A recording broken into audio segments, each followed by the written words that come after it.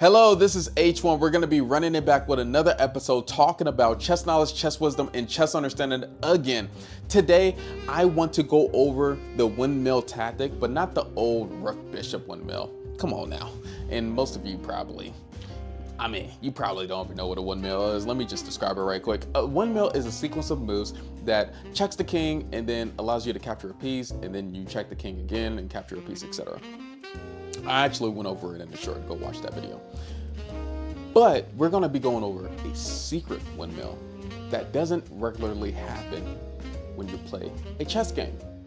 It's the Bishop and Knight Windmill, baby. You know what I mean? Most people don't ever think that these windmills exist. They're kind of like unicorn. They're like vampires and werewolves. They're a mystery to the chess game because they don't happen regularly. They're not like any other tactic. They're not forks, pins, skewers that happen in every single game. But this windmill that happened in a Grandmaster game was so unique that I just want to show you the whole game and give my instructive reasonings on the moves that they played there and how we got to the point of the opponent getting that windmill off. Let's get into it right quick. We are the black pieces in this position, and our opponent is Roland, and we are Angelos. It started off with this move E4. Let me get the stick out. It started off with this move E4.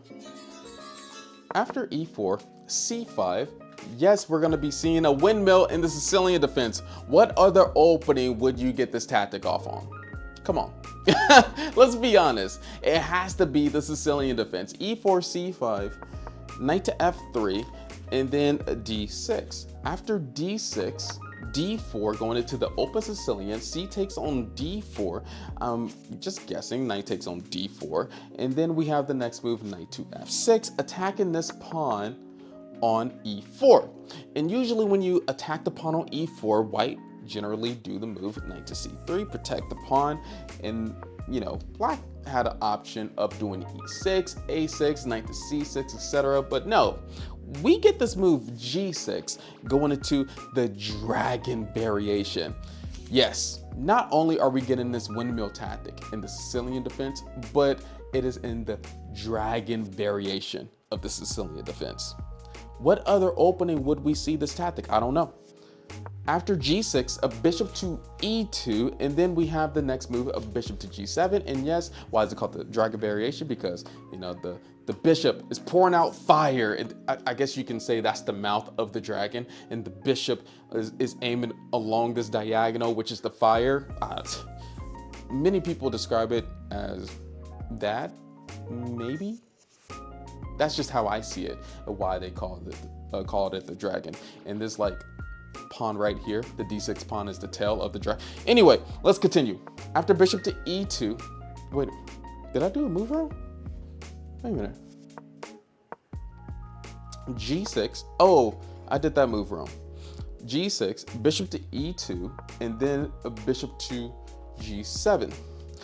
After bishop to G7, castle kingside. I need to stop messing around, then I get the move order wrong. Kingside castle, and then we have knight to B3. After knight to B3, knight to C6, and we're just going along with this variation. This is all book. This is theory that these grandmasters remember. Yes, it is tough to become a titled player. It is tough to become one of the best players in the world because all these players, top 100 is booked up. They're booked up like this on move 8.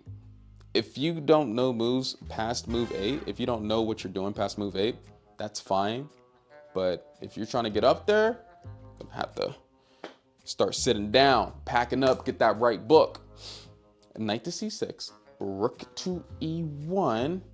I don't know if I like rook to E1 after what happens here. Rook to E1, bishop to E6, and then we have bishop to F1 and D5. All theory, still theory. After D5, knight to C5, attacking that bishop on E6. Do they move the bishop? No, not at all. Not at all. They was like, okay, give me the double, black was like, okay, give me the double pawns. It really doesn't matter. I am going to do d4, attacking this knight on c3. White had a decision to make here. Either just move the knight or take the bishop first, because that's the only time you're going to get that double bishop advantage. And I'm going to take one of your bishops, and you're going to have a destroyed pawn structure. That's probably his thinking. Knight takes on e6, f takes on e6, f takes on e6, and then we have this next move, a knight to b1, knight to e5, and this is the first inaccuracy in the position. The first inaccuracy. White was supposed to do a move like f3, but instead we have this move, bishop to f5, and this is already losing for white. Already losing. It's losing because of knight f to g4, and I know. If you are a professional player, you could probably already see what's going to happen here. You see the idea. With rook to e1 that was played, which is a book move, that pawn is weak on f2. And when we're doing tactics, especially in the opening, all you beginners, when I've lost so many times of tactics with this pawn on f2, and then for black with the pawn on f7. Because when you're beginning a chess game, that pawn is only protected by your king, which is one of the weakest pieces on the chessboard. Let's be honest. Like, other than the pawn, the king is the next weakest piece. After knight f to g4, white is going to have to figure out, okay, I'm going to have to protect the f pawn and protect my bishop at the same time, so I'm going to do bishop to g3. No big deal. It is still a big deal, especially when you know what forcing moves are. What are forcing moves? It's checks, captures, and threats. And so he kept it going. He knew that his pieces are on their optimal squares. The only piece that's not in the game is this rook on a8, but dude, I mean, look at their pieces. They're playing without a rook and a knight, so you might as well just keep on hammering down the gauntlet. Playing moves like d3. And you can only find moves like this when you have a lot of time on the clock. You know, this wasn't some blitz game that was played. After d3, c takes on d3, sacrificing the pawn. And then now we have this position, queen d4. Every single piece is hammering down on this pawn on f2. This knight on g4, this queen on d4, and that rook on f8 is hammering down on this pawn on f2. White is going to have to figure out how to protect that pawn.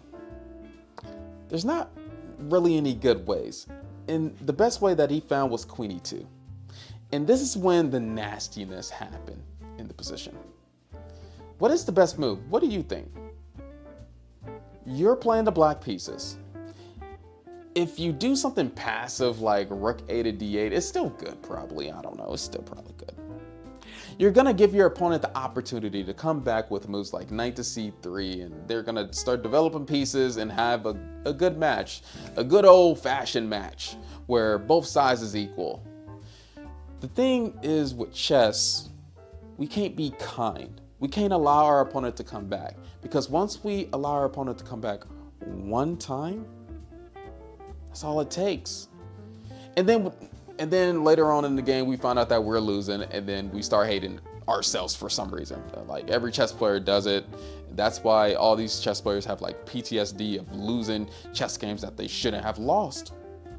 There's probably a lot of games that Hikaru Nakamura thinks about that he shouldn't have lost against Magnus Carlsen, but you know, I digress. That's just trauma that hopefully he's not watching this video that I don't want to bring back up to him.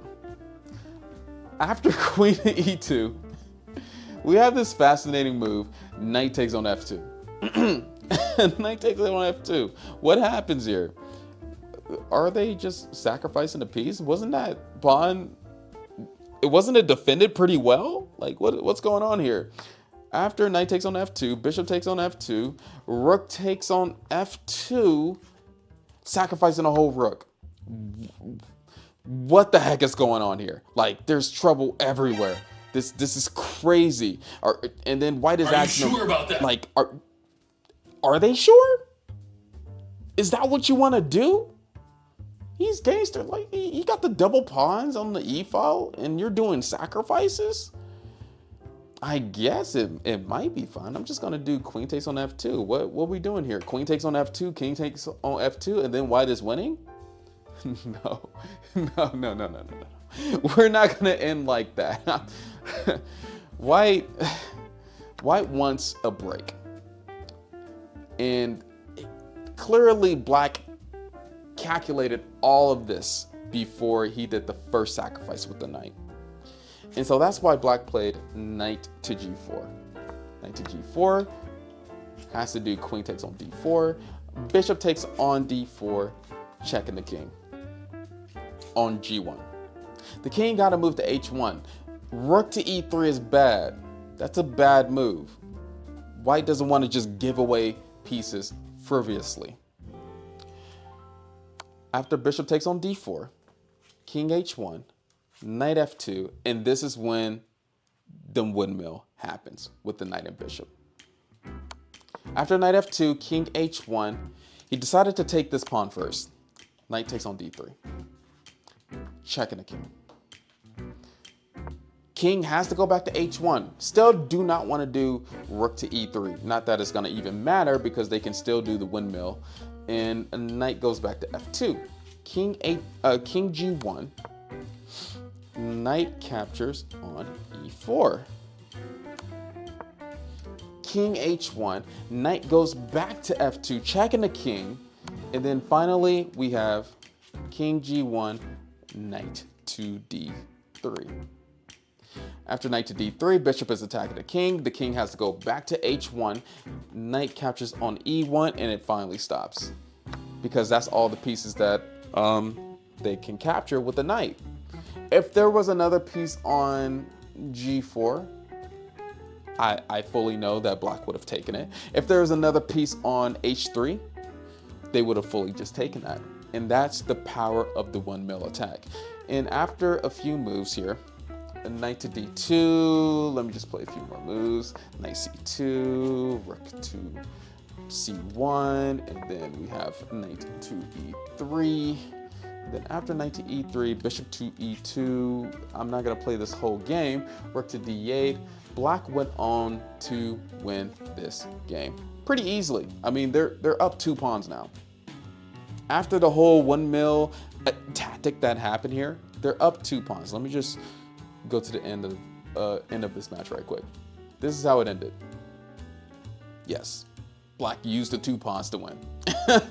And actually, they didn't even promote another pawn. Somehow he got like a pass. You know what? Let me just show you on the screen. Just look at the digital screen right quick. Let me just show you right here. Oh, that's a lot of moves. I'm not going over all that. It's 54 moves. Yeah, this is the final position. The H pawn is coming down. My bad arrows. The E pawn is coming down. Even if these pawns are all captured, the king is on a bad square. Like, black can continuously threaten checkmate with moves like king to f3. This is bad.